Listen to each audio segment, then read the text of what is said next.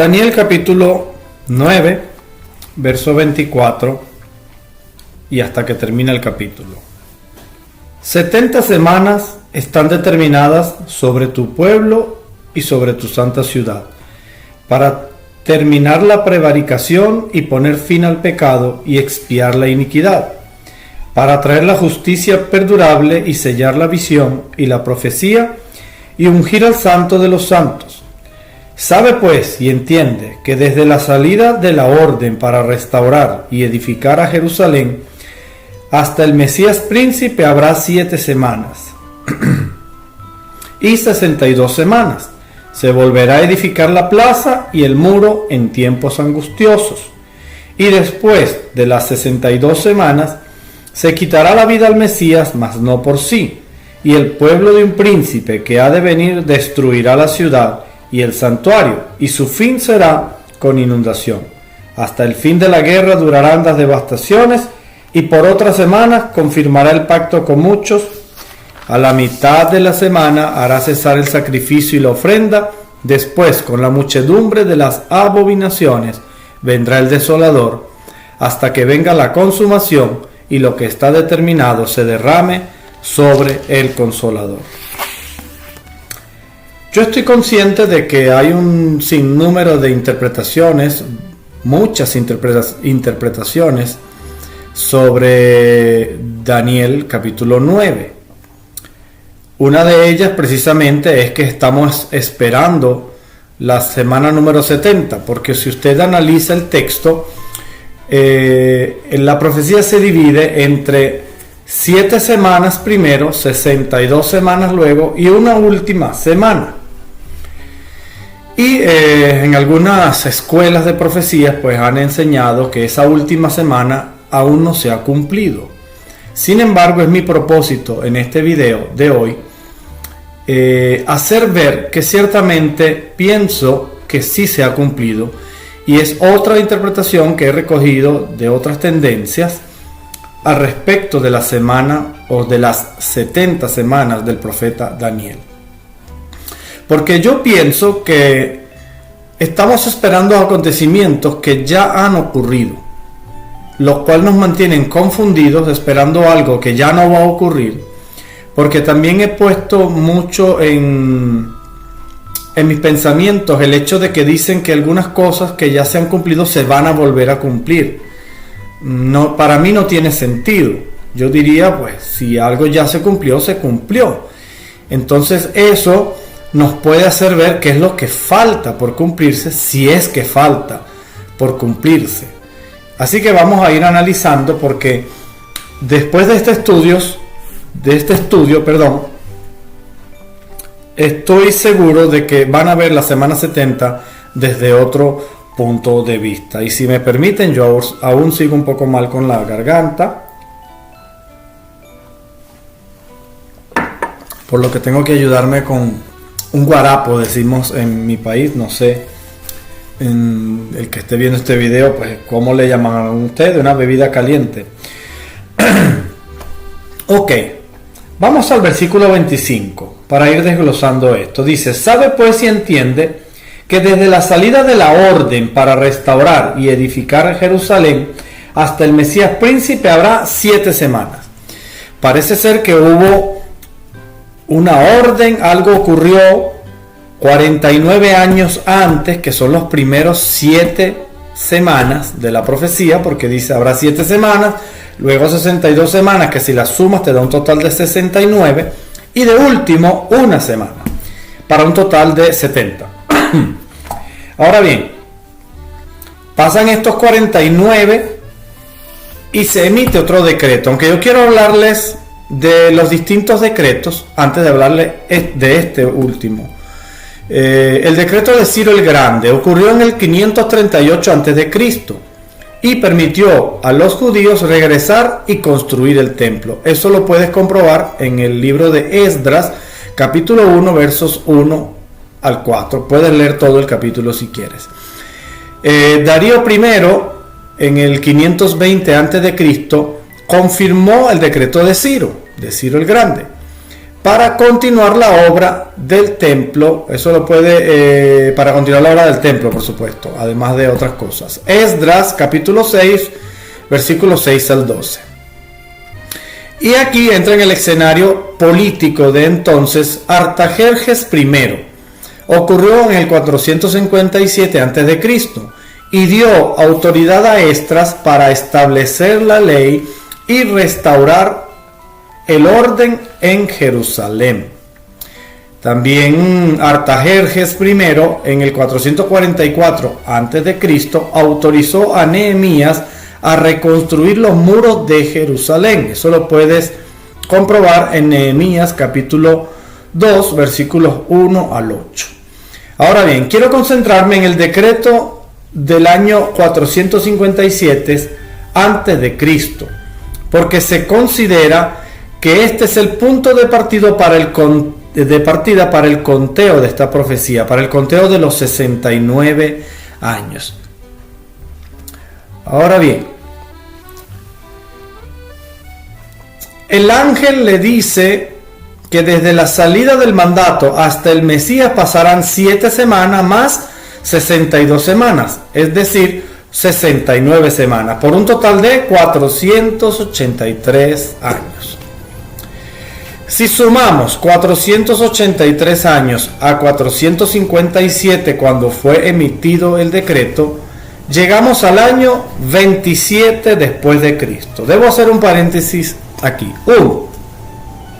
Sabemos que el calendario sufrió un error, ya que pusieron el año 0 en el nacimiento de Jesús, y está correcto en ese sentido. Lo que no está correcto es que ese año 0 no se corresponde al año 0 que todos conocemos. Ese año 0 deberíamos moverlo 4 años hacia atrás por 2 razones. 1. El año 0 no existió. Desde el año anterior al siguiente no hubo 0, por lo que automáticamente anula un año. Y 3 años más, porque cuando Jesús nació y se pretendió poner el año 0 en el nacimiento de Jesús, cuando Jesús nació, Herodes el Grande, no recuerdo si es Herodes el Grande, pero fue Herodes, ordenó matar los niños, la famosa matanza de los niños, para intentar eliminar al rey de los judíos que había nacido, siendo él informado por los reyes que lo visitaron, y toma tal decisión. Poco tiempo después, él fallece. Quiere decir que Jesús nació cerca de la muerte de Herodes, 4 años antes del año 0 establecido por quienes hicieron nuestro calendario. Por lo tanto, cuando usted suma los 483 años a los 457 años en que fue emitido el decreto, llegamos al año 27 después de Cristo. Estamos hablando del año 27, no de la edad de Jesús. Jesús en este momento tenía como 30 años, entre 3 y 4 años de lo que venimos hablando de diferencia a su nacimiento. Espero se haya entendido esto. Ahora bien, Jesús, a la edad de 30 años, que fue en el año 27 después de Cristo, fue bautizado y comienza su ministerio.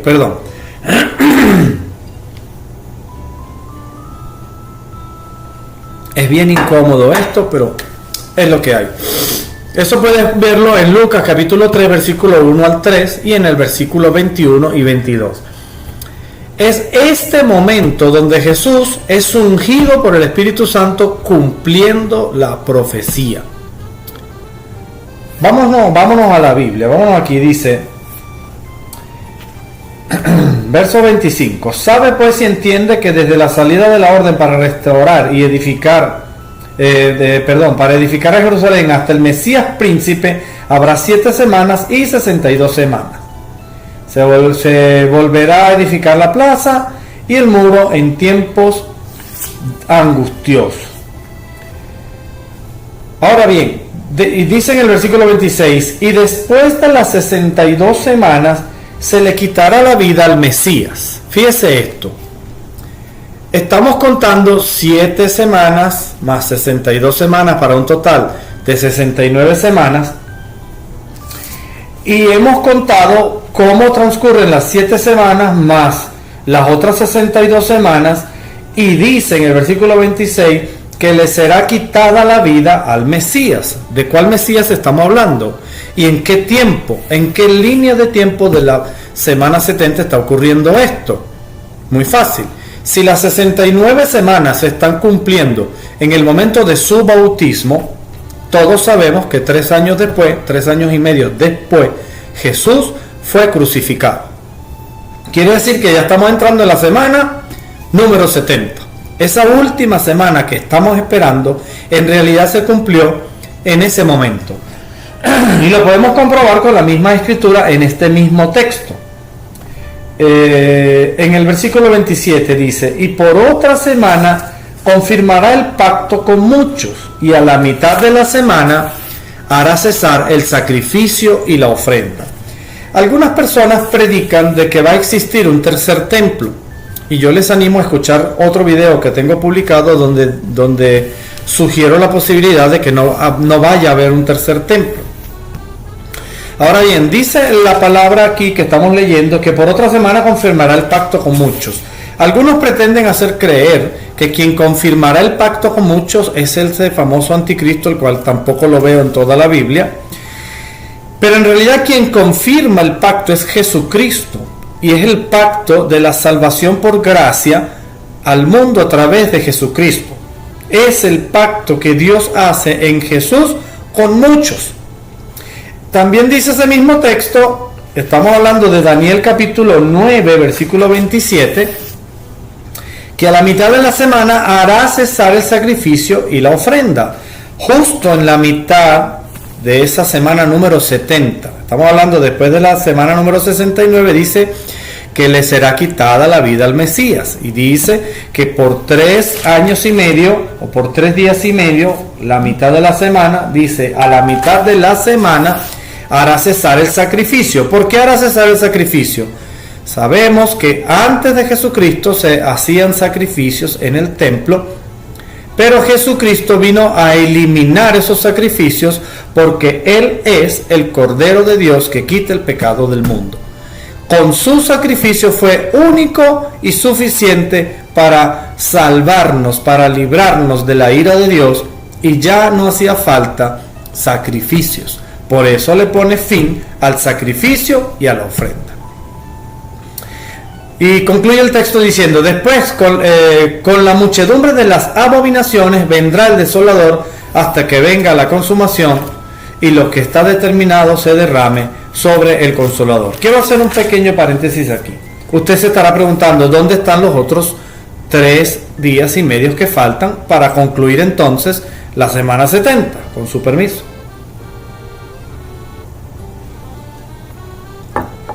Jesús le es quitada la vida a los 3 días y medio de esa última semana 70. Estamos hablando en el año 33, sería el 27. Déjame ver que no me vaya yo a equivocar. Si el 27 fue bautizado, entonces el 28, 29, en el 30, en el 31 después de Cristo, a Jesucristo, en el 30, en la mitad del año 30 después de Cristo, es que le quitan la vida al Mesías. ¿Ok? Si estamos bien en la cuenta, entonces los 3 días y medio son el año 30 después de Cristo. Fíjese esto: después que Jesucristo resucita y asciende al cielo, comienza una revolución cristiana. Pretenden eliminar el cristianismo ya que no está Jesús, y comienzan a perseguir en cierto modo a los cristianos, lo que hace que muchos de ellos tengan que salir de Jerusalén, de Israel, y esparcirse por algunas partes del mundo. Pero justamente en ese tiempo se convierte Saulo de Tarso, quien es el predicador estrella a los gentiles, al resto del mundo que no eran judíos. También ocurre la muerte de Esteban, el cual fue el primer mártir cristiano, apedreado, y comienza como una, vamos a usar la palabra revolución, pero en realidad comienza como un avivamiento que da el inicio de la gracia al pueblo gentil, a las naciones gentiles, en esos siguientes 3 años y medio. Ahora, vamos al principio de la profecía.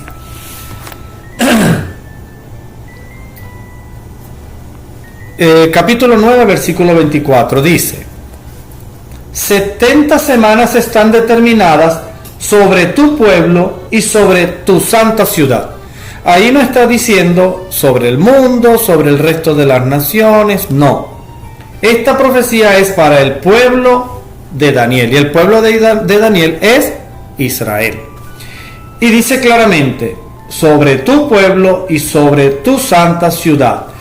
Y van a ocurrir algunas cosas al culminar esta profecía. Dice: para terminar la prevaricación y poner fin al pecado. La prevaricación no es más que lo que hacían los saduceos, los fariseos, el del Sanedrín, que usaban la ley de Dios con artimañas para dominar al pueblo y para incluso quitarles dinero, cosa que sigue existiendo en el mundo político hoy en día. Esa prevaricación donde te mienten haciéndote creer mentiras como verdades no es más que prevaricación. Específicamente, ¿a qué prevaricación se está refiriendo el ángel cuando le está hablando al profeta? Al hecho de que usaban la ley de Dios para imponer cargas a las personas que en realidad ni ellos mismos podían sobrellevar. Jesucristo, con su muerte en la cruz, vino a ponerle fin a esa prevaricación. ¿Por qué? Porque le puso fin al pecado. La gracia de Dios, el regalo de Dios de la salvación y por ende la limpieza de los pecados de la humanidad recaen sobre Jesucristo. Por eso le pone fin al pecado. Y hago un paréntesis aquí. Si usted reconoce que es un pecador, que le ha fallado a Dios, y usted delante de Dios derrama su corazón creyendo que Jesús murió en la cruz del Calvario y que resucitó al tercer día, y que con ese sacrificio usted queda limpio de toda maldad, de todo pecado, Dios le limpia, Dios le perdona, Dios le hace una nueva criatura. En la Biblia dice: de modo que si alguno está en Cristo, nueva criatura es, las cosas viejas pasaron, y aquí todas son hechas nuevas. Eso sucedió en Cristo Jesús.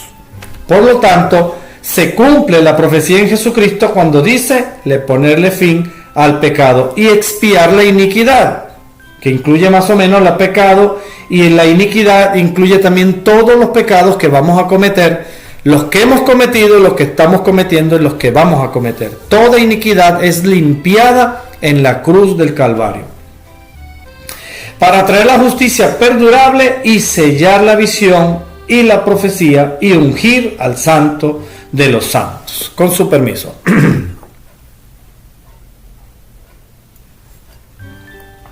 La profecía se sella, y aquí dice sellar la visión y la profecía.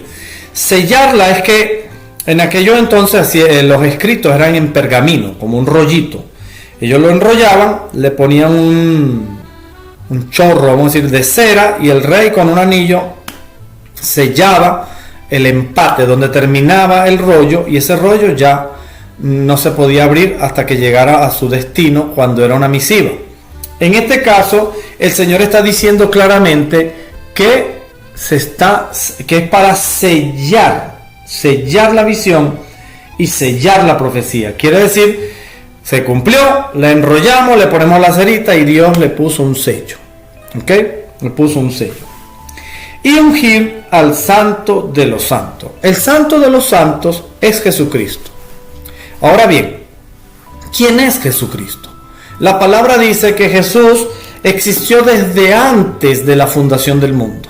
De hecho, si usted va a Juan capítulo 17, la oración que hace Jesús allí, le está hablando al Padre y le dice: devuélveme aquella gloria que tenía yo contigo desde antes de la fundación del mundo.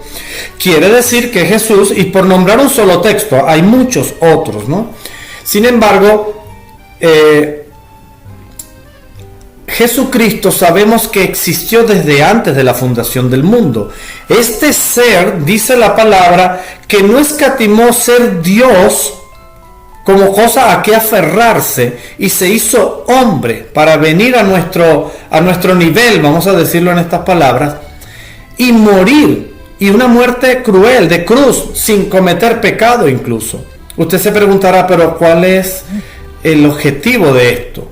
Al principio, cuando Dios le pide a Adán que no coma del fruto que está en medio del huerto, del árbol que está en el medio del huerto, Adán desobedeció y lo comió, cometió pecado. Y la desobediencia introdujo la muerte, porque Dios dijo, porque si comieras de ese fruto, ciertamente morirás. Al comer, debía morir.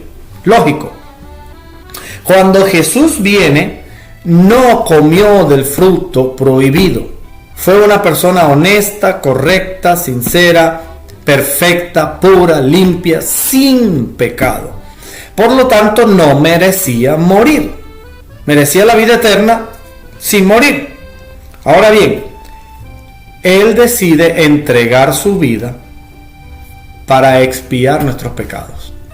Entonces, este ser que está en el universo desde siempre, desde la eternidad, y algún día entenderemos con más detalles todos estos misterios, este ser es el único en toda la creación, por eso es el unigénito del Padre. Es el único en su género, en todo el universo o más allá del universo, en todos los cielos, en todo lo que existe. Es el único ser fruto del Espíritu Santo de Dios, engendrado de una manera sobrenatural en el vientre de una mujer que fue la Virgen María y nació.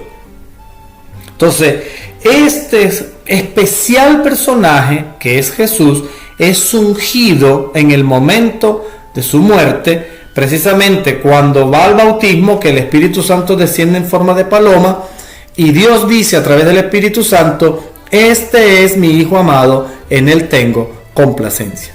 Y se sella la visión y la unción sobre Jesucristo cuando ya él cumple esa misión de morir por la humanidad y muere en la cruz, y todos sabemos que al tercer día resucitó. Entonces, versículo 24 en su parte final dice: y sellar la visión y la profecía y ungir al Santo de los Santos.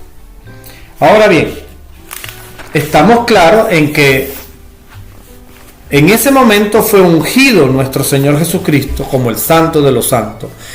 Y podemos ver en Apocalipsis que de hecho cuando Juan ve a Jesús en reiteradas oportunidades durante las visiones de Apocalipsis, ve a Jesús y en realidad no lo reconoce como: oye, es mi maestro con quien yo anduve 3 años y medio. No lo reconoce. Había un cambio de gloria en la persona de Jesucristo luego de que ascendió al reino de los cielos. Eso es una señal de que ha sido ungido como el Santo de los Santos. No estamos esperando que sea ungido. Ya Jesús fue ungido como el Santo de los Santos hace 2030 años atrás. Sí, 2030 años atrás. Bueno, casi. Estamos más o menos dentro del número. Dice: y por otra semana hará cesar el sacrificio y la ofrenda. Y aquí hay un punto en la Biblia, si usted lo ve en el capítulo 9, versículo 27, hay un punto y seguido. Dice: después con la muchedumbre de las abominaciones vendrá el desolador, hasta que venga la consumación y lo que está determinado se derrame sobre el Consolador. Yo aquí quiero ponerle mis palabras. Ya no nos hacía falta el templo, porque el sacrificio máximo fue el Cordero de Dios, que es Jesucristo. Ya el templo no hacía falta. Y el Señor dice claramente que vendría el desolador. No habla específicamente del templo, aunque aquí en el versículo 26 dice: y el pueblo de un príncipe que ha de venir destruirá la ciudad y el santuario. No te está diciendo que es durante el transcurso de las 70 semanas.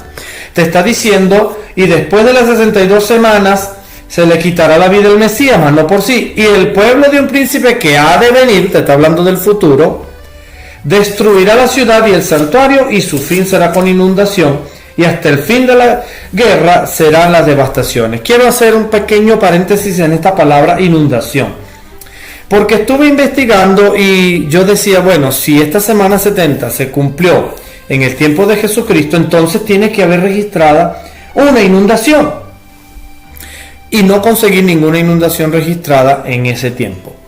Sin embargo, comencé a investigar esta palabra en sí, inundación, y la palabra inundación se usa mucho en el hebreo para identificar momentos de guerra, o guerras masivas, o guerras brutales, vamos a decirlo en palabras coloquiales en español, en castellano. No es una inundación literal refiriéndose a agua, sino una inundación de guerras y guerras y guerras y guerras. Y sabemos entonces de que si eso es así, es muy sencillo interpretar de que en el año 70 después de Cristo, aunque ya habían comenzado focos de disturbios desde los años 30, pero en el año 70 después de Cristo específicamente, los romanos destruyen el templo, lo que hace que se cumpla esta parte de esta profecía que dice que el príncipe de un pueblo que ha de venir destruirá el santuario y la ciudad. Y ese príncipe creo, déjenme ver si lo tengo aquí en mis notas porque no lo recuerdo ahora.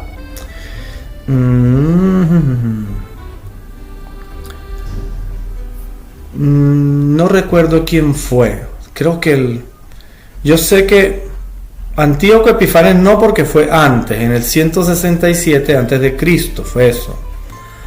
Bueno, lo cierto es que hay un personaje que destruye el templo, destruye el santuario en el año 70 después de Cristo. Y esta palabra se sigue cumpliendo aún hoy en día, porque dice: con la muchedumbre de las abominaciones vendrá el desolador. ¿Qué es esta desolación? Están dándole esta palabra desolador a un personaje llamado Anticristo, el cual no consigo en las escrituras, cuando en realidad la desolación se está refiriendo a Israel, porque esta profecía le fue dada a Israel, no al mundo. Y dice que sería destruido el templo, el santuario, y la ciudad de Jerusalén. Y nosotros vemos que desde el año 70 hubo disturbio después de la destrucción del templo de Jerusalén y la ciudad, hasta el año 132, cuando comienza la famosa guerra de Bar Kokhba, y desde el 132 hasta el 135 el Imperio Romano devastó Israel. Lo devastó a tal nivel, murieron tantas personas que muchos tuvieron que huir al exilio en otros países, y hasta le cambiaron el nombre a esas tierras por Siria, Palestina, lo que es Judea y Samaria, y llamaron a Israel, lo llamaron Palestina. Después es un poco más largo de contar, pero ahí es donde desaparece el nombre de Israel en el territorio que es de Israel. E Israel es esparcido en el mundo, en distintas ciudades del mundo, hasta el año 1948, aunque unos años antes, cuando ya comenzaron a regresar a esas tierras, comprándolas y dándole vida a tierras baldías, tierras que estaban abandonadas, y las compraban por precios altísimos, pantanos donde la agricultura era técnicamente imposible, desiertos donde sabemos que personas que vivían en esos lugares se aprovecharon de estos israelitas que estaban interesados en comprar tierra y regresar a esos territorios y en venderle bien caro ese tipo de terreno.